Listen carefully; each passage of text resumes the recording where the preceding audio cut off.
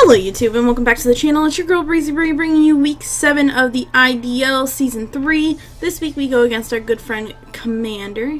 He is a great guy. Definitely check him out in the links below. I'll make sure his channel is down there for you guys. So this week was a little bit more tougher, especially with the Pokemon he had drafted.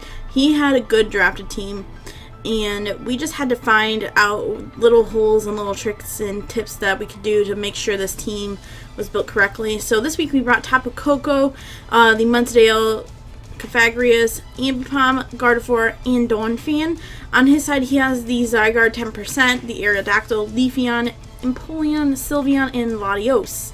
So it's figuring out what he's going to lead with. Now, I think, to my knowledge, he leads off the Aerodactyl. I lead off with Tapu Koko because we can U-turn Volt Switch out if we need to. So this isn't a good matchup, so I bring in the Cofagrius just to kind of wall out that Aerodactyl just in case. He's going to go ahead and switch back out to his Sylveon, and you know, that's Commander's mascot, so we already knew it was coming. I'm going to just go for Devon there because that was like the perfect chance just in case it hit with a choice specs. I'm going to protect to get some of my health back just because I don't want the Widowmaker to go down yet.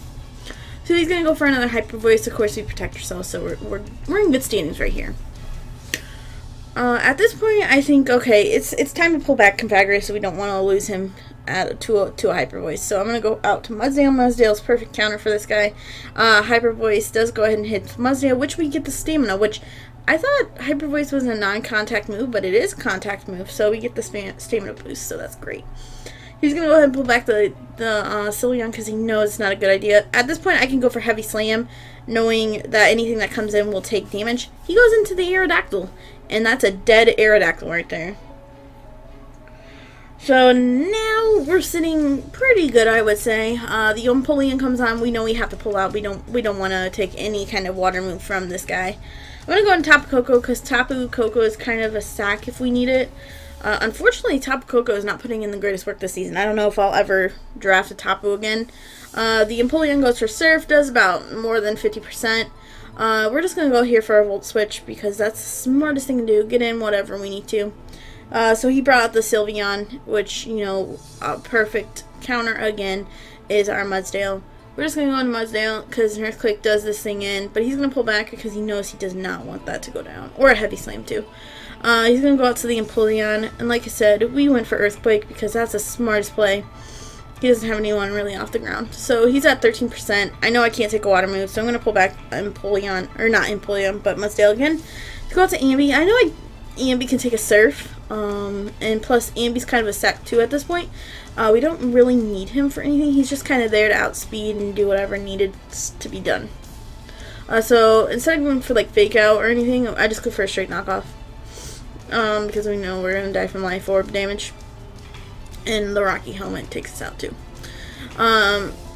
So now we kind of at a clean playing field, so I can kind of go into whoever I can to counter him. He goes out to Leafeon. I'm going to go out to Gardevoir because Gardevoir hits so hard on this Leafeon is not even funny.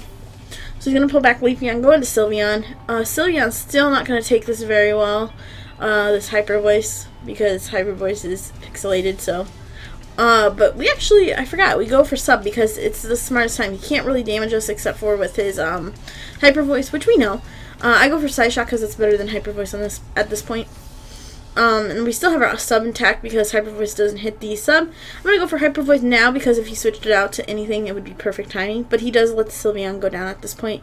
Now we're sitting behind a Sub with some good life. Not the best, but, you know, we can take a hit with the Sub up. So he's going to go for Shadow Ball, and I just go for a clean Hyper Voice here, taking out the Latios. So at this point, we're sitting really well. We haven't even had to sack off Tapu Koko like I was thinking. He's going to go into the Zygarde, which we know we cannot take a hit, and I'd rather get a 5-0 versus a what, 4-0. So I go into Donphan here. Take this 1,000 arrows. It does not do anything to Donphan. Donphan is a wall here. He straight does not care. He's taking lives. We go for Ice Shard here. Just because the Leafeon and the Zygarde does not want to take that Ice Shard. So now we just kind of play by ear. We don't want, like I said, I don't want a 4-0, I want a 5-0. I want to try to get some of my wins back. Go to Cofagrigus to take this Leaf Blade. He gets a crit on us, which causes us to lose Widow next turn.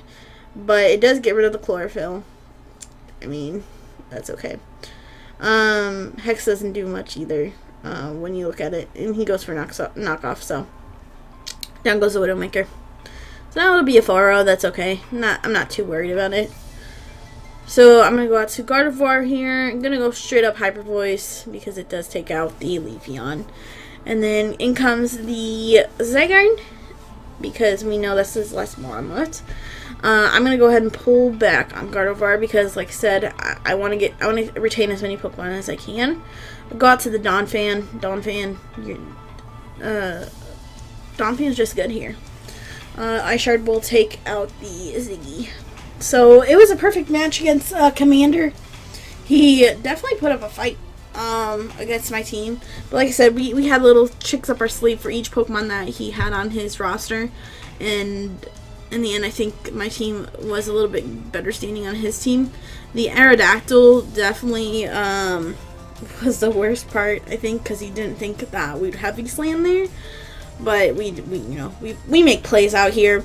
But good game to my good friend Commander, and I hope you guys enjoyed this video. Make sure you hit that like button, comment down below, and I will catch you guys in the next one. Bye guys!